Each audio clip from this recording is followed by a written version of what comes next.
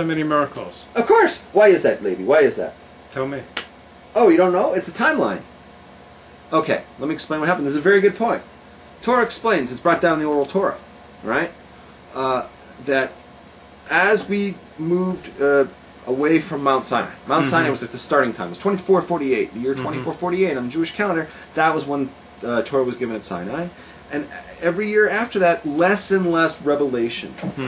When we walked into Eretz Israel, we were no longer had the Yanani Kavod, the clouds of glory.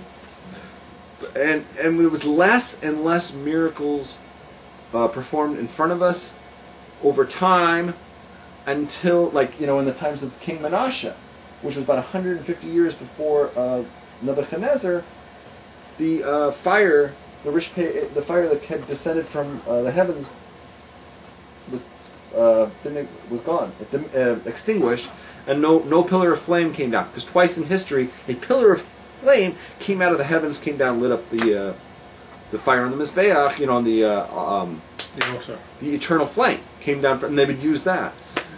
For thousands of years, they used a flame that had started in the heavens and came down, and anybody who didn't, it says in Pirkei Avos, if anybody had any doubts, go to Yerushalayim 3 times a year. You see miracles openly in front of you, right? And, you don't have any questions anymore.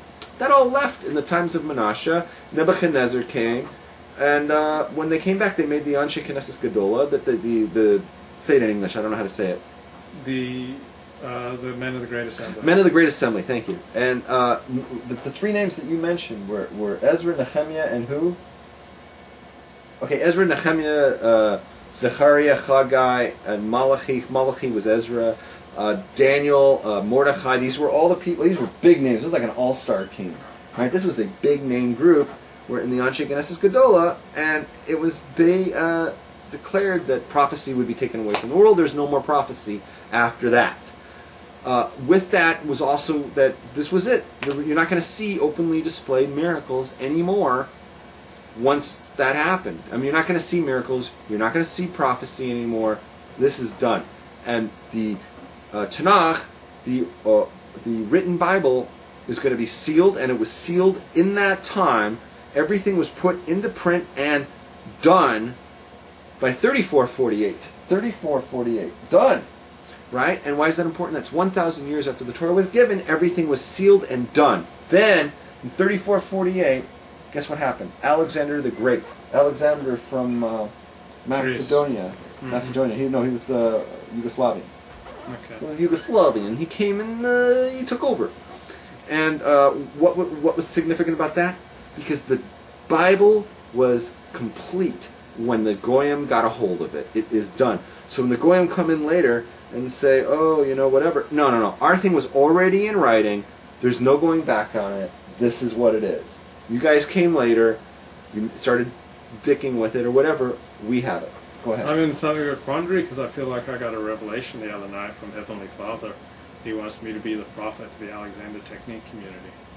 Wow, that's heavy. That's why you're not wearing shoes, because it says the prophets never wear shoes when they prophesy. And that's why I'm going to be riding an ass.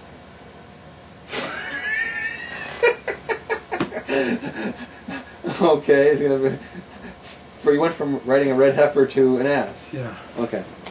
All right. It's a burden. Leadership is a burden. Keep going now. Moshe does not argue with God directly after he's told he won't get in. Moshe frequently argued with God, but not here. Moshe does not resign as leader of the Jewish people. He just gets right on to leading the Jews. Like, God dresses him down and says, you're not getting the promised land, and Moshe gets right back to work leading the Jews. Right, because he was the most humble. Torah says Moses is the most humble man in the history.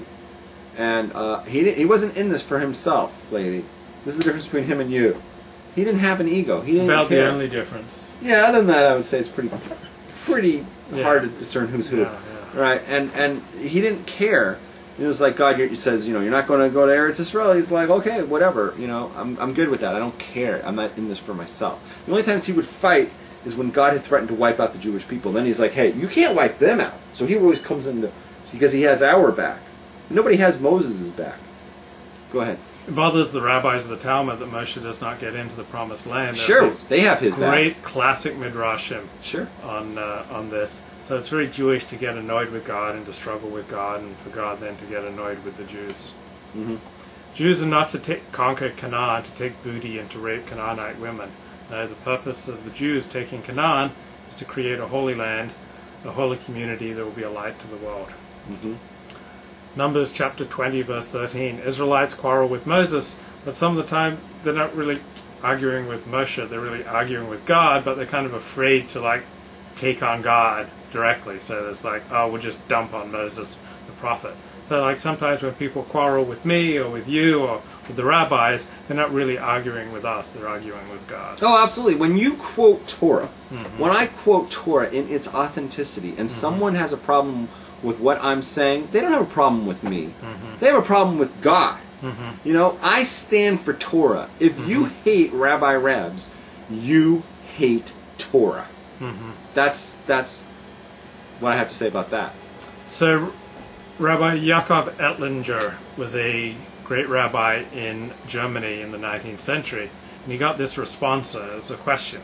So there was this very pious, very simple woman, like living with her kids and her servants, and her husband was away for a month on business. Okay. So this man came up like in like just rags and all cut up, and he said, "Oh, a Jewish man, I really need a place to stay." And so her kindness got in the way of a better judgment, so she let the guy stay with her house. And she noticed this man was an ascetic. He would never eat meat, never eat fish.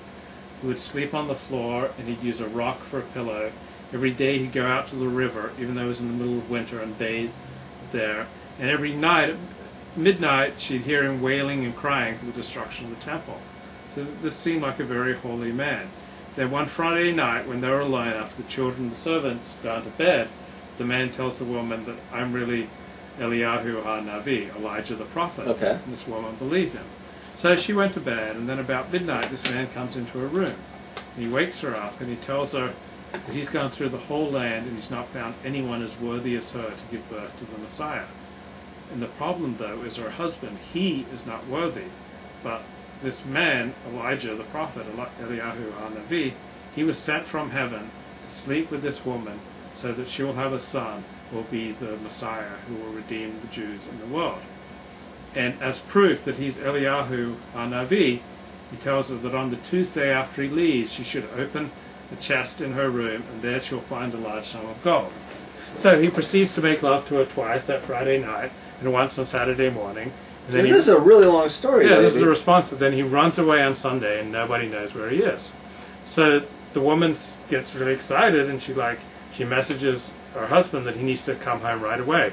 So he comes home, and on that Tuesday they open up the chest together, and guess what? There's no gold. And so she realizes that she's been fooled. She tells her husband everything. She tries to convince him that she did it all for the sake of heaven because the man was so ugly. Now, according to Jewish law, a woman who's been with another man must divorce her husband. The Rabbi Ettlinger ruled that she was raped because she was fooled, and everything she did was for the sake of heaven. She wasn't betraying her husband, therefore she doesn't have to divorce. Anyway, this is still happening a lot. So many women today, like married women, and Pico Robertson in particular, like they'll meet some stranger and he'll say, "Oh, I need a room." And she says, "Well, my husband's away." And she says, "That's okay, give me a room." And then it's okay, I'm your moral leader. Yeah, or I'm like Eliyahu ha-Navi. Yeah, and take off the sunglasses and you'll see Eliyahu. That's why I have to hide my eyes. Yeah, because they're so bright. They're so bright, yeah. This is your game, huh? And so, you're worthy of giving birth to the Mashiach, but the problem is your husband's not worthy. And so, but after I leave, as proof that I'm Eliyahu ha-Navi, you'll find this big stack of gold in your dresser.